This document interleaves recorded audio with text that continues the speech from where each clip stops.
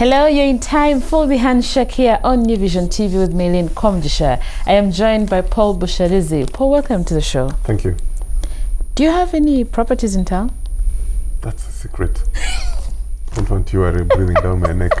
They'll come for you whether you like it or not. So apparently, there are over 1,500 Asian properties. Now, these are the departed Asian properties. They are up for grabs.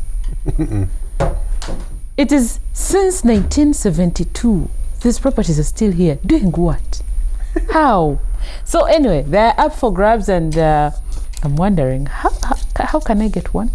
But first of all, maybe it's a bit of background. You know that in 1972, Idi Amin expelled the Asians. Yeah. I think they were saying there were about 80,000 Asians at the time who left. They left their properties and everything.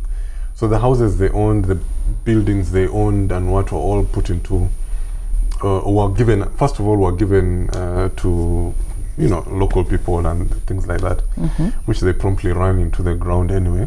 Yeah. So then in the Obote II era, which started in 1980, they brought all these properties under the Departed Asian Properties Custodians Board, which was an effort to kind of return these properties to the original owners. Now the process went on, and it went on into the NRM era. So I suspect now, if we're talking about 1,500 properties, these are the ones that were not claimed, or for whatever reason, either the owners died and no one else was there to claim them, or some owners they're probably living much better where they went to the UK and Canada, and they just can't be bothered with some of these very basic properties. So I imagine that's the 1,500 properties you're talking about.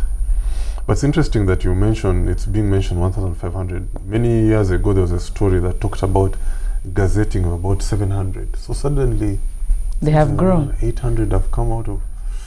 Maybe they have grown. Maybe other people who had snatched them have, brought them back. Yeah, they became remorseful and have returned the properties they stole. Well, yes. Anyway, but how can I get it? So I imagine the way you would do it is you'd go to the Departed Asian Property Custodian Board and get how do you call it? You'd get a list of the properties. And you express interest in one or the other, and you start going through the process of trying to acquire lease it. I imagine now they are lease. You can't just get it freehold, I imagine. Oh, yeah. But that's what you would do. So theoretically, that's what you would do.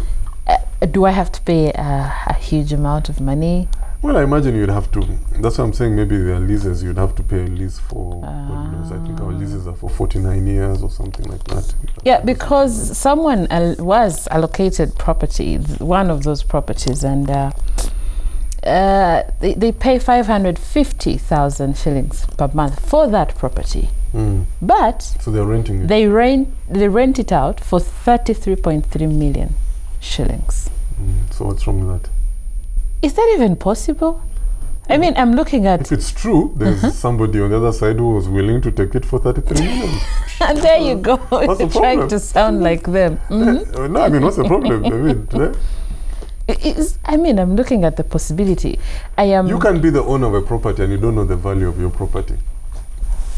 And I know what value there is in your property. So you think it's not very much. You ask for 500,000 a month. I know if I do this, I know somebody, and they rent it for 33 million. It's a perfectly legitimate deal. These are thieves living around us. No, what do you mean thieves? look. For example, let me give you an example. You have data. You have data on your phone. You probably use it for WhatsApp, some Facebooking, whatever.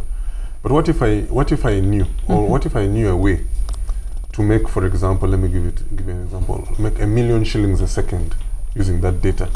But you don't know. So I come to you and say, Lynn, I don't have data. Maybe there's a shortage of data. I need data. You have 500 MBs. I tell you, Lynn, I will give you 50,000 for your 500 MBs. You'll be jumping up and down because you got it for what? How much is 500 MBs now? I don't know, 5,000 shillings. You'd be jumping, you'll give it to me. But I'm going to turn it around. I'm not even going to use all the 500 MBs. And in 1 second, I'm going to make $1 million shillings. So you're trying to tell me some people are more clever than the others?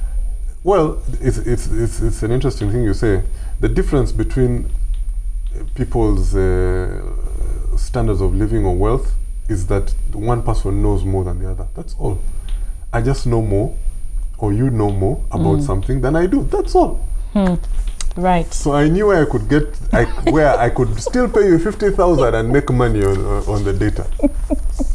It's very interesting how someone is paying 550,000 for a property that they are renting out at 33.3 million shillings a month. Wow. When I grow up, remind me, Paul. You have to work first at it. I am working. No, not working. You have to work in.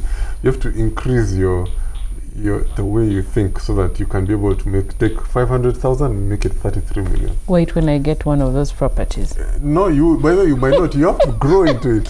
Thank you, Paul. You're welcome.